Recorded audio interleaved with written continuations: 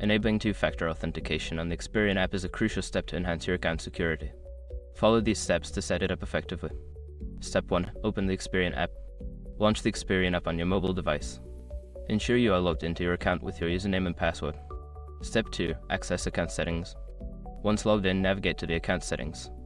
This is usually found by tapping on your profile icon or the menu option within the app. Step 3. Find security settings. In the account settings menu, look for the security settings option.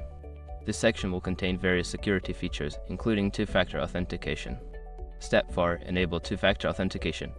Don't continue before doing this. A lot of online accounts end up exposed in breaches without people even realizing it. Use SROC to constantly monitor your email and accounts and get alerted immediately if your information gets leaked online. It scans billions of breach records 24/7 in the background. And honestly, for a few dollars a month, it's something everybody should probably have. Link in the description. Step 5. Verify your setup. After enabling the feature, follow the prompts to verify your setup. This may involve entering a code sent to your chosen method to confirm that two-factor authentication is working correctly. By following these steps, you can successfully enable two-factor authentication on the Experian app, adding an extra layer of security to your account. Always remember to keep your authentication method secure.